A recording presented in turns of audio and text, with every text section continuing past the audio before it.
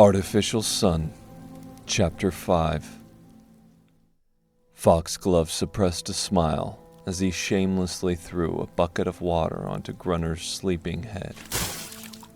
The mind controller spluttered as he woke up and instinctively tried to use his hands to wipe the water from his face, but they were bound with leather to an old wooden chair. The stone-walled room had a small rectangular window which was too dusty and murky to allow light in. It had been a week since Grunner surrendered himself, meaning it was half a month since the fledglings' escape.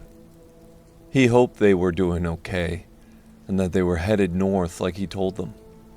He wished he could give them more information that could help them, but he knew it was a bad idea. The less they knew for now, the better. Oh, I'm sorry. Were you sleeping? Foxglove taunted, but Grunner didn't give him the satisfaction of reacting. The former removed Grunner's dagger from his own pocket. He had taken it when they captured Grunner. There was a silence before Foxglove spoke again. Grunner the Mind Controller, best fighter in Edogine, and you allow yourself to die for a few children. Pest who are probably dead already. They'll never survive out there, you know. Grunner ignored him, recognizing a taunt when he heard one. Grunner's body was layered with sweat and blood, the result of his constant torture. Heard a Titan bear attacked your group. Foxglove continued as he used Grunner's trusty blade, the same one that scarred him, to pick the dirt from under his nails. Last warden before Hellebore got killed by a Titan bear. No amount of power can stop those stubborn assholes. A pity one attacked your tiny class. How many fledglings did you have left again? 3? 8. Grunner said through gritted teeth. He hated hearing Foxglove talk about his fledglings, as if he knew anything about them. They may have been a small group, but they were strong, and they were his. Was that before or after you lost the winged one? Foxglove pretended to think before he put the dagger back into his pocket. Grunner clenched his jaw and tried to use his mind-controlling powers to get Foxglove to release him so they could settle years of tension in combat. Grunner could take Foxglove with his eyes closed, and Foxglove knew it. He'd always known, and he had one less eye to prove it. Grunner let out a barely audible grunt as his head throbbed. He was too weak to do anything. He was barely nourished, and had lost a lot of blood due to the constant torture Foxglove put him through. Grunner decided to handle the matter through conversation. When can I speak to Hellebore? Grunner asked as he settled his head back against the chair to look up at the ceiling. I'm getting bored. Foxglove fixed him with a glare and a scowl. You speak to Hellebore when I say so. You're the one in charge? Oh. Grunner tried to shrug, but the straps held his arms in place. What do you mean, oh? Foxglove raised his voice and Grunner bit back his smirk. Foxglove had always been irrational and short-tempered, and that was only 2 of his many weaknesses. I thought you were the one taking orders, not giving them, Zol. You know nothing. Foxglove snarled. Hellebore is my equal. Might be the warden, but we're equals. Forgive me if I overstepped. Grunner looked at Foxglove again. In my experience, the one in charge usually sends their lackeys to do the torturing. Once the victim is broken and ready to talk, their leader shows his face. Foxglove's scowl grew as Grunner said this, but it shifted into a sneer when he continued to say, That is, unless the lackey can't break me. I am not his lackey. Foxglove sneered. You could have fooled me. Grunner allowed his sentence to hang in the air. Foxglove clenched his fist so hard that his nails pierced his hands. How would you like me to carve your eye out with your own blade, huh? Would that shut you up, or make you scream in terror? He taunted, but when Grunner didn't give in, he continued in frustration. How do you think you'd react? There was a piercing silence. Grunner looked Foxglove dead in the eye. Breaking the silence, he said, Better than you did. As if triggered, Foxglove rushed at Grunner, yanking him up by his auburn hair, exposing his neck to the cool steel of his blade. Grunner grit his teeth together so he wouldn't let out a groan of pain from how hard Foxglove was pulling on his hair. Not so clever now, are you? Foxglove sneered, a maniacal glint in his only remaining eye. Nice blade. Pretty blade. I can see why you like it so much. Foxglove pressed the dagger against Grunner's throat, and bits of blood trickled from his throat and onto the blade. Tell me where the fledglings are, and I'll make your death quick. Grunner's nostrils flared before he spat at Foxglove. His spit landed underneath Foxglove's eye before he spoke again, his voice low and laced with venom. Pick a hell and rot there. Foxglove growled from the back of his throat and applied more pressure to the blade, but he removed it quickly and stepped back with a resigned sigh. Grunner silently released the breath he held and relaxed his shoulders. Foxglove couldn't kill him. They needed him alive. For now, at least. Foxglove wiped Grunner's spit from under his eye.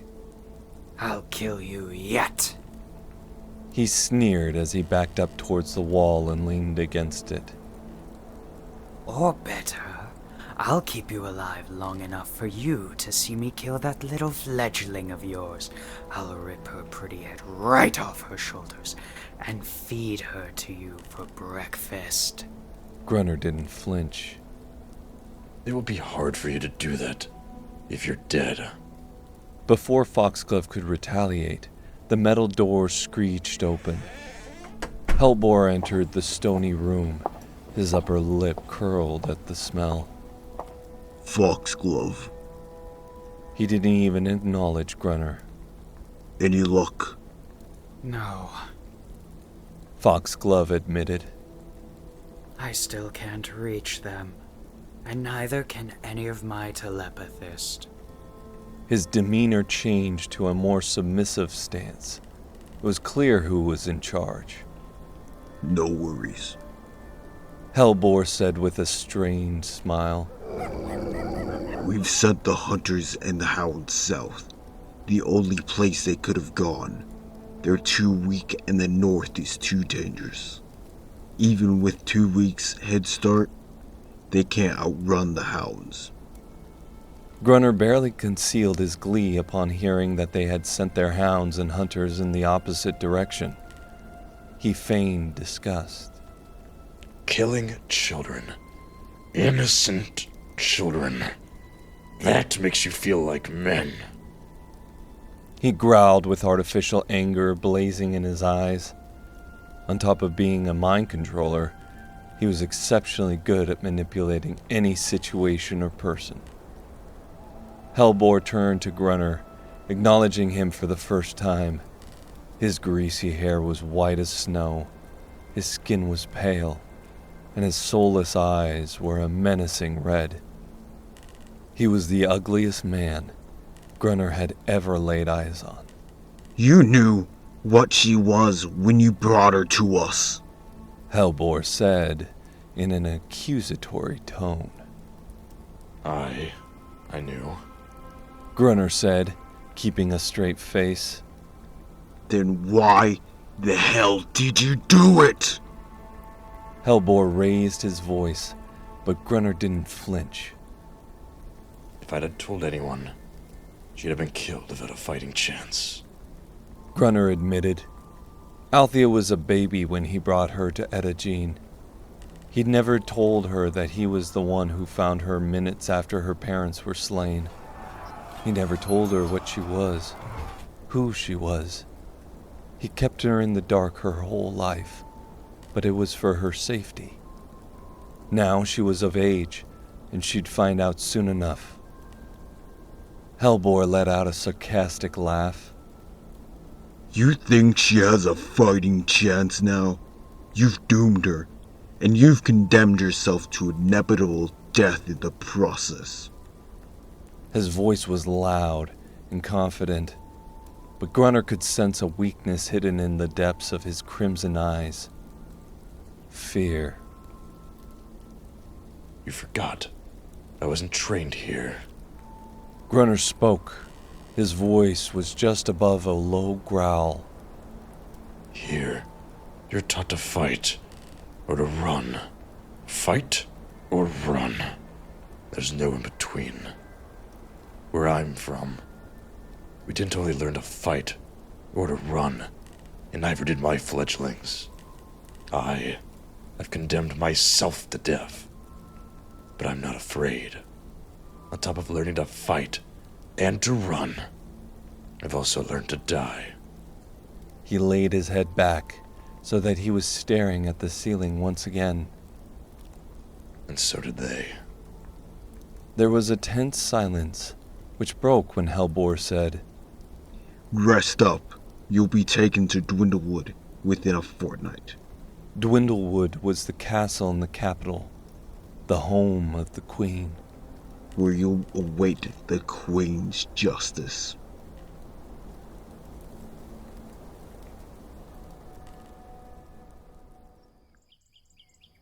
Neolani lowered her bow and tilted her head to better see if she hit her target. The arrow was lodged deeply in the center of the tree, a few yards in front of her. This had been her furthest and most accurate hit. She'd been practicing daily. The fledglings were so far north that they were sure it was going to snow any time soon, and without the proper clothing to shield them from the cold, they'd die. You're getting good at that, Althea said from behind Neolani. Neolani turned so that her white hair fell over her shoulder slightly as she faced Althea. She didn't think anyone would be awake yet, much less find her so deep in the woods. Thank you. She turned away from Althea to knock another arrow. The bow wasn't her preferred weapon, but Neolani thought that she was quite good at archery. I didn't think you'd be awake. She carefully aimed the arrow at a tree a little bit further than her previous target. I had first watch last night, so I'm all rested. Althea said, though she didn't make a move to stand next to the white-haired girl. Neolani released the arrow and it flew past her previous target and into her new one. We're running out of rations. Neolani kept her eyes on her arrows before she turned to Althea. We're going to need to hunt soon. I want to be prepared. Althea looked past Neolani at the arrows in the trees, then turned to her with a small impressed smile on her lips. You're prepared. She nodded. To shoot trees. Animals are moving targets. Neolani sighed. You sound like Pelennor. You two used to train together? Althea asked. He taught me how to use a bow and arrow, and I taught him how to use a spear. He wasn't very good at it. She said with a sad smile as she began her trek to retrieve the arrows. While she could teleport to the trees to get her arrows, she preferred to walk. Althea stayed rooted to the spot until Neolani returned. Let me give it a go. She held her hand out and Neolani complied, handing over the bow and 2 arrows, all she had managed to make thus far. You have 2 shots. Make it count. Neolani said, though there was a hint of smugness in her voice. She thought of herself as the best archer after Pellinor, but now that Pellinor was gone, she was sure nobody could beat her. Althea knocked an arrow and pulled it back. She inhaled a deep breath of concentration as she stared at the target. Then she shut her eyes. Before Neolani could ask her what she was doing, she turned in the opposite direction and loosed the arrow. She opened her eyes to see a flock of grouse scurrying to the sky from where she'd just shot. Neolani's jaw unhinged, and she followed Althea to retrieve the arrow. They stopped in front of a grouse who was pinned to the ground with an arrow to its neck. Althea handed the bow and remaining arrow back to Neolani before diverting her attention to the creature. It was still alive and twitching when Althea leaned down, unsheathed her dagger, and put the animal out of its misery. She roughly pulled the arrow from the grouse's neck as blood pooled from it. She stood up, holding the grouse by its feet in one hand and holding the arrow in the other. She handed the arrow back to Neolani and smiled softly. Breakfast. She started walking back to the camp where the remaining fledglings were beginning to wake up. Ameera removed everyone's rock tents, forcing them into the bitter cold. The fledglings sat in front of the remnants of the previous night's fire, just burnt wood now, save for Azura, who was leaning against a tree, cleaning her nails. The fledglings barely looked up. Even when two sets of footprints neared, they only raised their heads when a loud thud was heard and the grouse was thrown onto the ground. Ambrose cocked a brow at the girls. "What in seven hells?" he asked. They hadn't had a real meal since they left Edogine, and the rations were barely keeping their stomachs full. Althea shot this grouse for us to have for breakfast. Neolani said, though there was a hint of envy and bitterness in her tone. With her eyes closed. How? Azura looked up from cleaning her nails.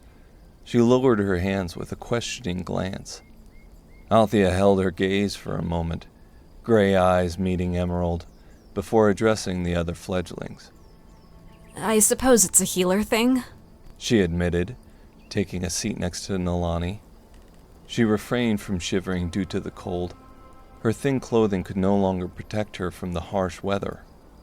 When I close my eyes, my other senses are heightened. I can... How do I explain this? She lowered her voice as she asked herself this question. I can sort of feel the source of life. Like I can hear blood rushing through veins if I really focus. Though only on small animals like rabbits and grouse. Can I be the first to say that that's really cool? Ameera's eyes glittered as she said this. She picked up the grouse by its feet and stood tall. I haven't eaten properly in forever. Don't tell me you're gonna eat that raw elementalist. Flynn smirked. He cocked his head so that a few curls fell out of his eyes. Ameera glared at him. I was going to pluck the feathers off. "Give it to me, I'll do it." Ambrose held out his hand, which Ameera merely acknowledged with a tacit glare. Why can't I do it? Is it because I'm a girl? She questioned, and Althea refrained from snorting a bit of laughter at Ameera's anger. While she tried to come across as angry and scary, she mostly came across as offended. "I just thought I'd help is all. Ambrose held his hands up in surrender. But if you're keen for all that blood and constant plucking, be my guest." Ameera glowered at Ambrose before she threw the grouse into his lap. Hurry it up. I'm hungry. Ambrose didn't say anything, but took to wordlessly plucking the grouse. Althea looked at Neolani and took in the dampened expression on her face, which caused her own smile to fade. She didn't mean to steal the teleporter's shine. If she had it her way, she'd never have told the fledglings about her ability in the first place. But they needed to eat, and rations were low. Hey. Althea lowered her voice so that only Neolani could hear her. She leaned forward, encompassing Neolani's hand in her own. Neolani faced her, her expression stoic. You're the best damned archer here. Neolani tried to smile, but she couldn't. Next to you. She pulled her hand out from under Althea's and brought her knees to her chest. She turned her head away from Althea and watched as Ambrose plucked the feathers off the grouse. It's getting colder. Azura pointed out the obvious as she joined the fledglings in sitting around the burnt wood.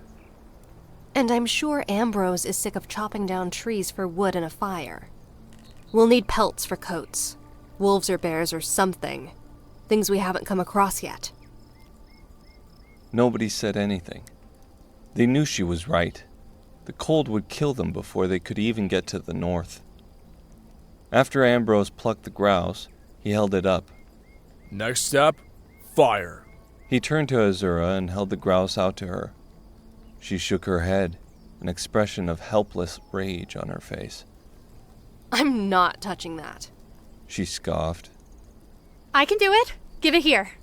Ameera eagerly snatched the grouse from Ambrose's grip before walking a distance away from the fledglings and holding it in front of her. She extended her hand but didn't ignite a flame. Everyone watched impatiently, waiting for the elementalists to fry their breakfast. After a minute or so, Flynn spoke up impatiently. Well? Ameera frowned and her lips parted slightly. It's not working. She knitted her brows together and focused on the grouse, but still nothing happened. Oh, give me a break. Azura scoffed before she walked towards Ameera and grabbed the grouse from her grasp. She ignored Ameera's protests as she held the grouse in front of her. She copied Ameera's previous motion of holding her hand out towards the grouse, but still no flame was conjured. What in seven hells? Azura mumbled to herself. Ameera swallowed before she faced the fledglings and held her hands out on either side of her. Nothing happened, and everyone gave her pointed glances. After a few seconds of silence, Flynn spoke again. What are you supposed to be doing? I'm supposed to be making rock tents, but it isn't working. There was a hint of panic in her voice. Bayard raised a brow and stood up. He turned to Neolani and with a calm voice asked, "Can you teleport?" Neolani shook her head almost immediately. I tried while Ameera was making rock tents. Bayard nodded in understanding and turned to Ambrose. He raised his chin toward him slightly, as if asking him the same question. Ambrose stood up and walked towards a thick-branched tree. He threw his hand back and punched the tree with all his might, but a sickening crack indicated that he didn't have his power. Althea stood up quickly as she rushed to Ambrose's side. He kneeled down and groaned in pain as he cradled his right hand in his left. Let me see that. Althea gently pulled his hand towards her and frowned as she examined the bloodied hand. She looked into his blue eyes, which were wet with pain, a feeling he rarely experienced due to his strength. You broke it. I figured, Ambrose said through gritted teeth. Althea wanted to heal him, but apart from the fact that she was sure they couldn't use their powers, she was afraid that she might hurt him instead of heal him. Ever since the incident with Pelennor, she didn't dare try and heal anyone again. Ameera was right in saying that where the healer goes, death follows. She stood up and walked back to the other fledglings. A tense atmosphere hung in the air.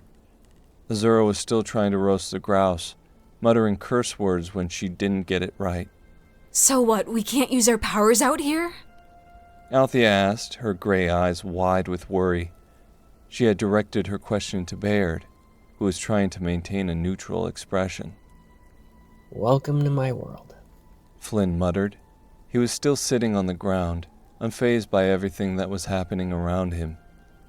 He was always nonchalant about everything, but there were times Althea wished he could be a little more serious.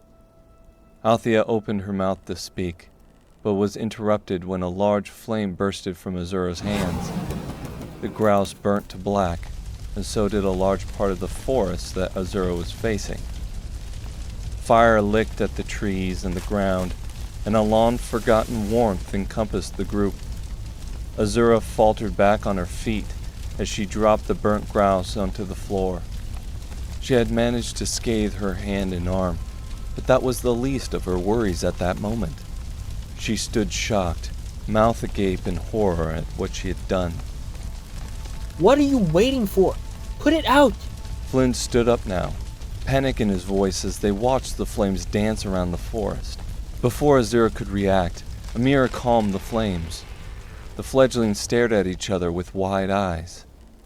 I'm guessing we've got our powers back? Neolani gulped. I won't be testing that theory. Ambrose was still in pain, and he was still cradling his injured hand in the other one. There goes our breakfast. Flynn shrugged as he stuffed his hands into his pockets. Nobody had time to respond to Flynn before Bayard spoke.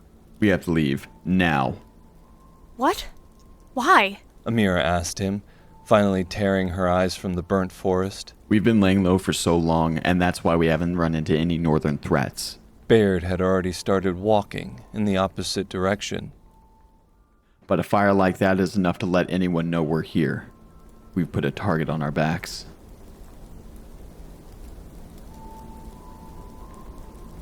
Artificial Sun, Chapter 5.